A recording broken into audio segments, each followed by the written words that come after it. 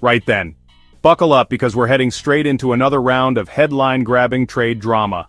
The Trump administration is back in the spotlight, and as of June 2025, U.S. tariffs on steel and aluminum imports have doubled, from 25% to a staggering 50%. This is a dramatic escalation, and it's sending shockwaves through global markets and boardrooms alike. The official story? The administration says it's all about protecting American jobs and industries from what they call unfair foreign competition. They argue that by making imported steel and aluminum more expensive, U.S. factories will have a better shot at thriving, and American workers will benefit. But critics aren't buying it. They argue this move just makes essential materials pricier for U.S. manufacturers, risking higher costs across the board. Small businesses and large corporations alike are worried about how these price hikes will ripple through the economy, potentially leading to layoffs or even factory closures. Notably, the UK managed to score a 90-day pause on these tariffs, thanks to a preliminary trade deal, while almost every other US trading partner got hit with the full force of the new policy.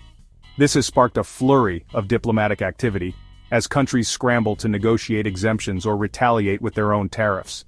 The administration claims the previous 25% tariff simply wasn't enough to move the needle, so now they're cranking up the pressure to force companies to buy American. Supporters say this bold move could finally revive U.S. manufacturing, but opponents warn it could backfire, hurting consumers and businesses alike. Whether this sparks a U.S. manufacturing boom, triggers a wave of higher prices, or simply adds fuel to global trade tensions is still up for debate. Economists are split, and the stakes couldn't be higher for workers, businesses, and families across the country. One thing's for sure, the world is watching and bracing for impact. As the dust settles, everyone from factory workers to world leaders is waiting to see what comes next in this high-stakes trade showdown. Now let's talk about Canada. For decades, Canada and the United States have shared one of the world's closest economic partnerships, with trade flowing freely across the world's longest undefended border. But that relationship is now under serious strain. As a top exporter of steel and aluminum to the U.S., Canada's economy just took a major hit. These industries are not just numbers on a spreadsheet, they represent thousands of jobs, entire communities, and a proud tradition of Canadian manufacturing. A 50% tariff means Canadian products are suddenly far less competitive, threatening businesses and jobs across the country. Factories that once ran at full capacity are now facing layoffs, reduced shifts, or even closure. Companies face a tough choice: absorb the cost and slash profits, or pass it on and risk losing U.S. customers. For many small and medium-sized businesses, neither option is sustainable in the long run. The uncertainty is making it nearly impossible to plan for the future. Earlier this year, Canada retaliated against the initial 25% U.S. tariff with its own 25% tax on certain U.S. vehicles. This tit-for-tat approach was meant to send a message, but it also raised prices for Canadian consumers and businesses alike. But this new escalation forces Canada to consider even stronger countermeasures. Government officials are under intense pressure to protect Canadian jobs and industries, while also avoiding a full-blown trade war that could spiral out of control. The ripple effects go beyond metal producers. Supply chains, transport, and entire communities are at risk. When steel and aluminum shipments slow down, so do the industries that rely on them, from auto manufacturing to construction and beyond. When a major export sector stumbles, the pain spreads fast. Towns that depend on a single factory or mill can see their local economies unravel almost overnight, with small businesses and service providers feeling the pinch. Uncertainty rises, investment stalls, and job losses loom, not just in factories, but in all the businesses that depend on them. The fear of layoffs and closures ripples through families, schools, and entire neighborhoods, creating a sense of anxiety that's hard to shake. For Canada, this aggressive U.S. protectionism from its closest ally is a bitter pill to swallow. The sense of partnership and trust that once defined the relationship is now being tested like never before. The stakes are high and the economic fallout could be severe. A prolonged dispute could mean years of lost growth, missed opportunities, and a lasting chill in cross-border relations. Canada's response will shape its economy and its relationship with the U.S. for years to come. Policymakers are weighing every option, from new trade deals to support packages for affected workers. The world is watching to see how Canada fights back. Other countries are taking notes, wondering if they could be next, and what this means for the global trading system. The next moves could redefine North American trade. As leaders on both sides of the border weigh their options, the outcome will not only affect Canada and the US, but could set the tone for international trade in the years ahead. So, how is Prime Minister Mark Carney responding to the mounting pressure? He's not backing down, and in fact, he's doubling down on his commitment to defend Canadian interests. Carney has made it clear that Canada will not be intimidated or forced into a corner no matter how intense the negotiations become. He's projecting a sense of calm determination, signaling to both Canadians and international observers that his government is prepared for whatever comes next. Addressing Parliament, Carney announced that Canada is currently in intensive negotiations with the United States. He emphasized that while Canada prefers a diplomatic solution, his government is also preparing a set of reprisals if talks break down. This isn't just political posturing. Carney's message is that Canada is ready to act decisively to protect its economy and its sovereignty. In plain terms, Canada's ready to retaliate, just as it did earlier this year when it imposed tariffs on U.S. vehicles in response to American trade measures. Those actions sent a strong signal that Canada won't hesitate to defend its industries, even if it means escalating tensions. The pressure on Carney is coming from all directions. Provincial leaders like Ontario's Doug Ford are publicly demanding a tough stance from Ottawa. They argue that anything less would put Canadian workers and businesses at risk, and they're urging Carney to stand firm, even if it means a prolonged standoff. Any new Canadian countermeasures are expected to be broader and more severe than before, potentially targeting a wider range of American goods and industries. The stakes are high and every move is being closely watched by both sides of the border. For Carney, the challenge is clear. He must protect Canadian jobs and industries from economic fallout, while also maintaining public confidence in his leadership. The livelihoods of thousands of workers could hang in the balance. At the same time, Carney needs to keep Canada's leverage at the negotiating table.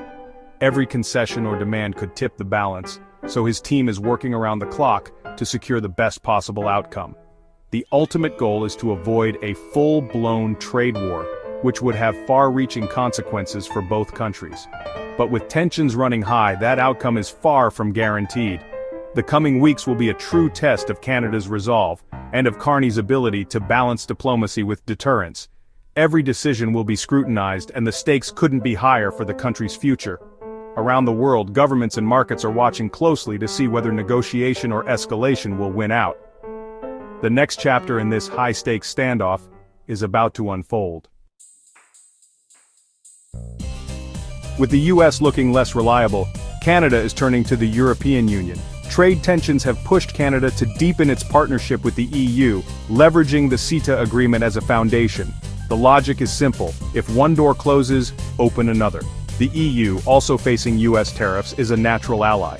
Both sides value rules-based trade and are coordinating responses to US protectionism. This isn't just about finding new markets for steel and aluminum. It's about reducing Canada's vulnerability to US policy swings. By strengthening EU ties, Canada aims for a more balanced, resilient economic future. It's a strategic pivot and a long-term play for stability. Tariffs aren't just numbers, they're people's lives. For Canadian workers in steel and aluminum, a 50% US tariff is a direct threat to their jobs. Imagine a Hamilton steelworker or a Quebec smelter employee suddenly facing layoffs as US buyers disappear. Small manufacturers lose orders, production slows, and layoffs ripple through entire communities. Local businesses from diners to trucking firms feel the pinch as spending drops. In towns where these industries are the backbone, the social fabric starts to fray. Uncertainty makes it nearly impossible for companies to invest or hire. The chilling effect stifles innovation and growth, leaving families facing lost wages and diminished opportunities. The human cost is real and growing, Across the Atlantic, the EU faces its own US tariff headaches. The US hit most EU goods with a 20% tariff, later reduced to 10%, but threats of a 50% rate still loom. EU negotiators are talking, but they're not budging on key issues like food safety standards. This shared pressure has brought the EU and Canada closer, both committed to rules-based trade and pushing back against US protectionism. They're sharing information, aligning strategies, and forming a united front. The EU's stance: negotiate, but prepare for tough countermeasures. For Canada, having the EU as a partner offers reassurance and strength in numbers. Together, they could shape a new balance in global trade. The steel and aluminum tariffs are just one part of a sweeping U.S. tariff blitz in 2025. China's been hit with tariffs as high as 145%, sparking massive retaliation. The U.S. slapped 25% tariffs on foreign cars and parts, and even threatened iPhones and foreign films. A baseline 10% tariff now covers most imports, with even higher rates for worst offenders. Only the UK has secured a temporary metals reprieve. The White House set a June deadline for trade partners to offer concessions, or face more tariffs in July. This aggressive, scattershot approach is forcing countries to rethink alliances and strategies. The global trade landscape is shifting fast and unpredictably.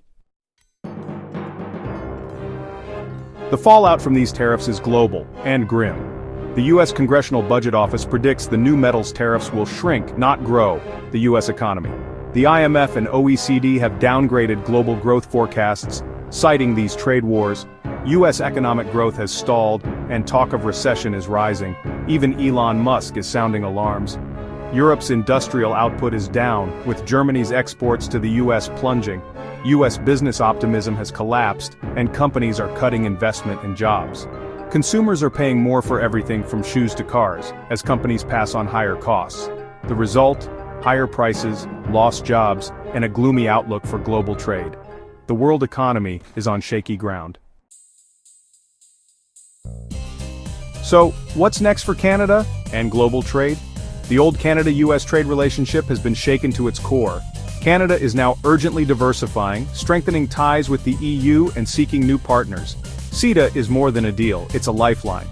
This isn't about abandoning the US, but about building a more resilient, balanced future. The US-led tariff spree risks fragmenting the global economy and reversing decades of progress. Canada's pragmatic response, negotiating, preparing countermeasures, and forging new alliances, offers a blueprint for navigating uncertainty. The long game is on, and Canada is charting a new course in a fractured world.